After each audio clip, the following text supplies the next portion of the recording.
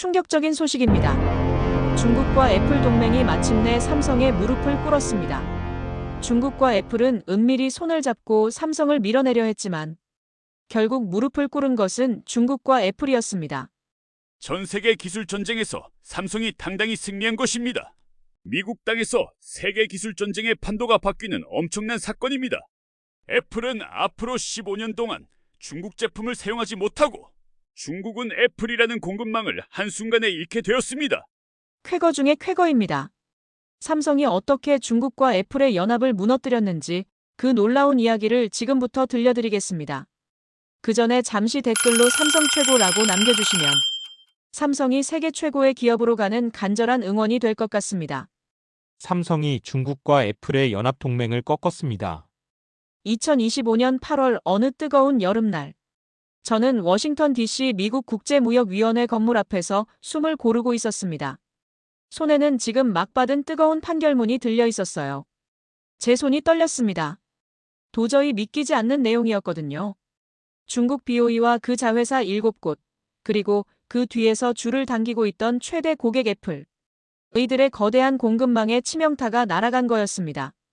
판결문을 다시 한번 천천히 읽어봤어요. 앞으로 14년 8개월 동안 BOE의 OLED는 미국 땅을 밟을 수 없다. 판매 금지, 광고 금지, 유통까지 전면 차단이었습니다. 이게 대체 무슨 일인가 싶어서 저는 즉시 애플 본사에 전화를 걸었어요. 담당자의 목소리에서 당황스러움이 고스란히 느껴졌습니다. 아이폰 생산 라인에 갑작스런 공백이 생겼다는 거였어요. 메타 스마트 글라스 생산도 똑같은 상황이었고요. 그 거대한 빈자리를 채울 수 있는 기업은 세계에 단 2곳뿐이었습니다. 삼성과 LG. 저는 그 순간 번개 맞은 듯 깨달았어요. 이건 단순한 기업 간 특허 소송이 아니었습니다. 미국과 중국, 그리고 한국이 맞붙은 진짜 기술 전쟁이었던 거죠. 삼성이 중국과 애플의 거대한 연합을 한 방에 무너뜨린 역사적인 날이었습니다. 워싱턴의 늦은 오후 햇살이 무역위원회 건물을 금빛으로 물들이고 있었지만 저에게는 마치 새벽이 밝아오는 것처럼 느껴졌어요. 완전히 새로운 시대의 문이 열린 것 같았거든요. 제 가방 속 노트북에는 지난 몇 달간 적어둔 수십 개의 메모들이 가득했습니다. 하지만 지금 제 손에 들린 이 판결문 한 장이 그 모든 예상을 산산조각 내버렸어요. 중국의 무서운 성장세, 애플과의 전략적 협력, 그리고 돈으로 움직이는 글로벌 공급망의 냉혹한 현실. 이 모든 것들이 한순간에 뒤집어진 겁니다. 저는 서둘러 호텔로 돌아가서 긴급 기사를 써야 했어요. 하지만 머릿속이 너무 복잡해서 도무지 정리가 안 됐습니다.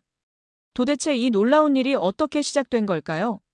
삼성은 과연 어떤 비밀 무기로 이런 기적 같은 결과를 만들어낸 걸까요? 사실 불과 몇 달 전만 해도 저는 정반대의 결론을 내리고 있었어요. 런던 BBC 본사 12층, 아시아 담당 편집장이 저를 급히 불렀습니다.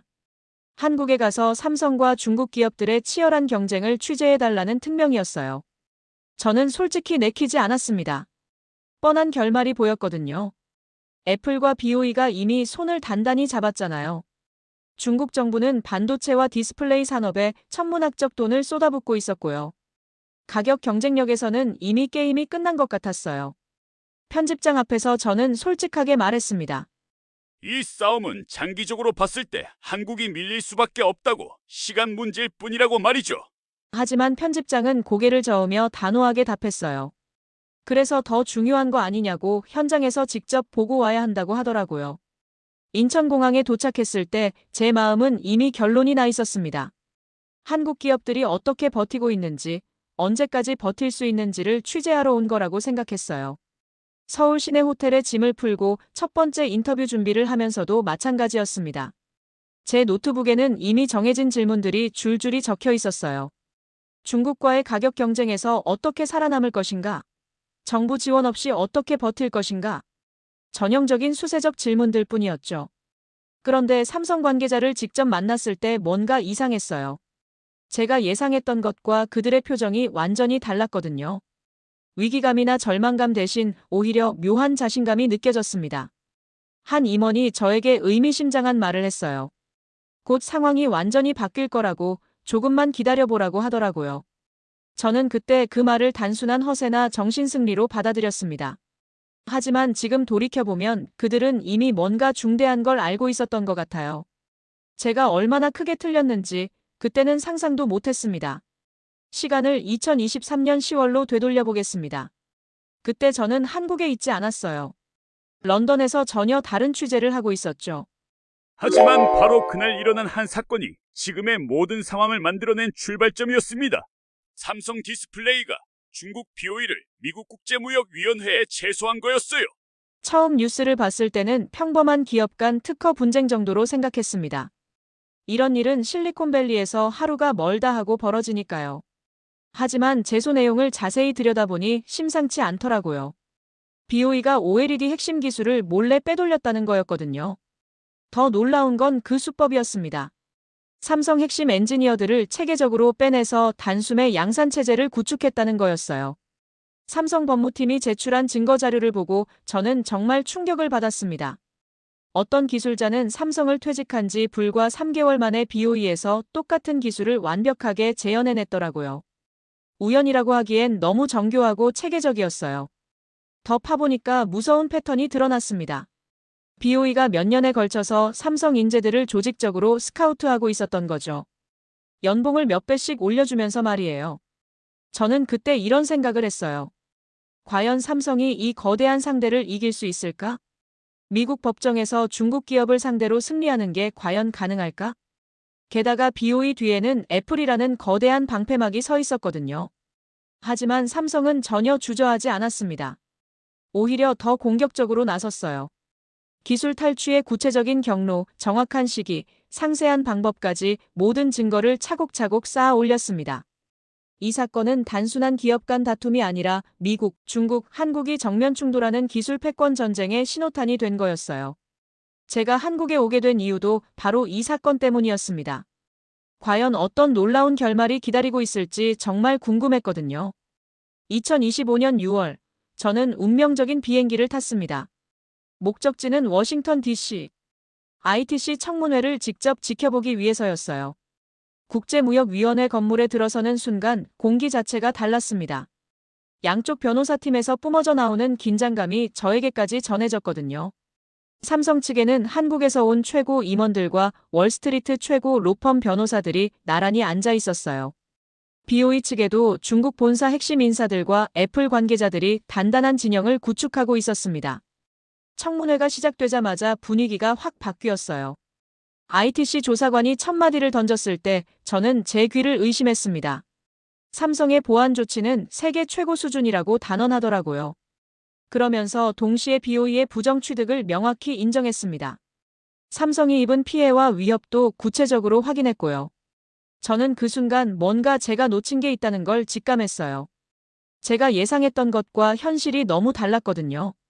휴정 시간에 복도에서 만난 삼성 관계자의 표정이 인상적이었습니다. 생각보다 훨씬 잘 풀리고 있다고, 증거가 너무 명확해서 승산이 높다고 자신 있게 말하더라고요. 저는 여전히 반신반의했어요. 미국에서 중국 기업을 이기는 게 그렇게 간단할 리 없다고 생각했거든요. 하지만 청문회가 계속될수록 승부의 흐름이 확연히 기울어지는 게 보였습니다. BOE 측 변호사들이 점점 수세에 몰렸어요. 삼성이 제시한 결정적 증거들을 제대로 반박하지 못하고 있었거든요. 특히 기술 탈취 경로가 너무나 명확했습니다. 시간 순서, 인물 관계도, 기술 이전 과정까지 모든 퍼즐 조각이 완벽하게 맞아떨어졌어요. 저는 그때 처음으로 판세 역전 가능성을 진지하게 고려해봤습니다. 만약 정말로 삼성이 승리한다면 중국과 애플의 관계는 어떻게 될까? 세계 공급망은 어떤 충격을 받을까? 그런 상상들이 머릿속을 빠르게 스쳐 지나갔습니다. 판결문을 받고 나서 가장 궁금했던 건 바로 이 신비로운 숫자였어요. 14년 8개월. 도대체 왜 하필 이 기간일까요? 일반적으로 수입금지 명령은 부당이익을 뽑아낸 기간을 기준으로 계산합니다. 하지만 이번은 완전히 달랐어요. 저는 ITC 관계자를 따로 만나서 직접 물어봤습니다. 그가 들려준 설명은 정말 경이로웠어요. 삼성이 보유한 각각의 OLED 핵심 기술 개발 기간을 모두 합산한 결과라는 거였습니다. 픽셀 구조 혁신에 3년 2개월, 발광 재료 최적화에 4년 1개월, 방막 트랜지스터 기술 완성에 2년 9개월. 이런 식으로 하나하나 정밀하게 계산해서 나온 숫자가 바로 14년 8개월이었어요. 저는 그 순간 이 판결의 진짜 의미를 깨달았습니다. 이건 단순한 손해배상 차원이 아니었어요. 삼성의 기술은 절대 하루아침에 베낄 수 없는 고유한 가치라는 걸 법적으로 공식 인정한 거였거든요. 14년 8개월이라는 숫자 뒤에는 정말 엄청난 이야기가 숨어 있었습니다. 수천 명의 연구진이 밤낮 없이 매달린 시간들, 수만 번의 실패와 좌절, 그리고 포기하지 않은 끝없는 도전 정신. 삼성 수원 R&D 센터를 방문했을 때 봤던 장면들이 생생하게 떠올랐어요. 현미경 앞에서 몇 시간씩 꼼짝 않고 앉아있던 연구원들, 새벽 3시에도 환하게 불이 켜져 있던 실험실들. 그 모든 땀과 노력의 가치가 드디어 숫자로 인정받은 거였습니다. BOE 측 변호사는 당연히 이 기간이 너무 길다고 강력히 반발했어요. 하지만 ITC는 흔들리지 않았습니다. 진짜 기술 개발에는 그만한 시간이 반드시 필요하고 그 시간만큼의 보호를 받는 게 당연하다는 철학이었죠. 저는 이 놀라운 숫자를 들여다보면서 한국 기술의 진짜 실력을 완전히 새롭게 인식하게 됐어요.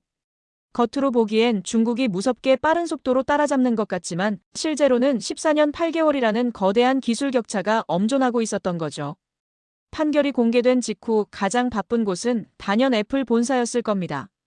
저는 쿠퍼티노에 있는 애플 본사로 즉시 전화를 걸어봤어요.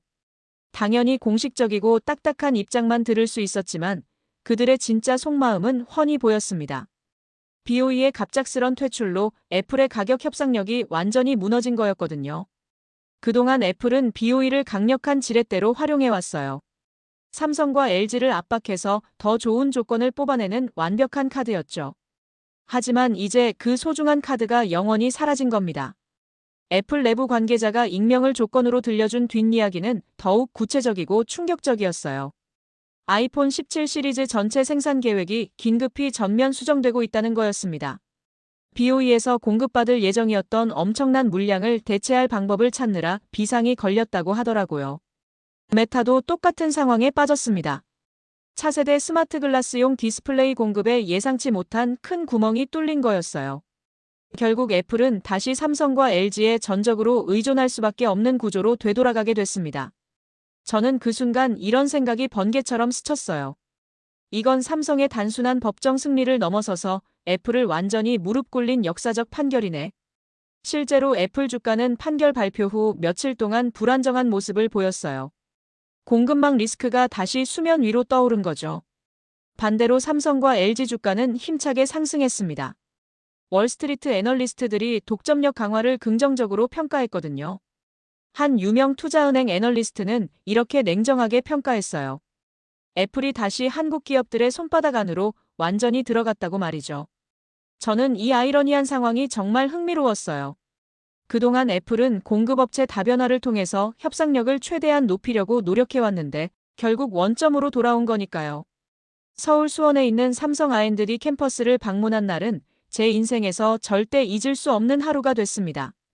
연구개발센터에서 보여준 차세대 OLED 기술 시연은 그야말로 충격 그 자체였어요. 2만 니트 밝기를 구현한 혁신적인 디스플레이를 직접 목격했거든요. 일반 스마트폰 화면보다 무려 10배 이상 밝은 수준이었습니다. 한낮 뜨거운 태양 아래에서도 완벽하게 선명하게 보일 정도였어요. 연구원이 차근차근 설명해주는 걸 들으면서 저는 완전히 새로운 깨달음을 얻었습니다. 이제 한국은 더 이상 가격 경쟁에 매달리지 않아요. 기술 주권으로 전 세계를 당당하게 주도하고 있었던 거죠. 실험실에서 만난 박 연구원의 한마디가 특히 인상 깊었어요. 우리가 기술을 빼앗긴 게 아니라 훨씬 더 앞선 기술을 개발해냈기 때문에 이긴 거라고, 그게 진짜 승리의 이유라고 하더라고요. 실제로 삼성의 미래 기술 로드맵을 보고 저는 정말 놀랐습니다. 폴더블 디스플레이, 완전 투명 디스플레이, 공중에 떠오르는 홀로그램 디스플레이까지. SF 영화에서나 봤던 기술들이 실제로 구현 단계에 와 있었어요. LG도 전혀 다르지 않았습니다. 대형 OLED 분야에서는 이미 세계에서 독보적이고 압도적인 위치를 확고히 차지하고 있었거든요. 저는 그때 제가 얼마나 한국 기술을 심하게 과소평가했는지 깊이 반성하게 됐어요. 겉으로 보기엔 중국이 무서운 속도로 성장하는 것 같지만 진짜 핵심 기술에서는 여전히 한국이 압도적으로 앞서 있었던 거죠. 특히 놀라웠던 건 연구원들의 완전히 달라진 자신감이었어요. 몇 달 전에 만났을 때와는 180도 다른 모습이었습니다. 더 이상 위축되거나 불안해하지 않더라고요. 오히려 다음에는 어떤 혁신적인 기술을 세상에 선보일지 기대에 차서 반짝이는 눈빛이었어요. 한 임원이 저에게 확신에 찬 목소리로 말했습니다.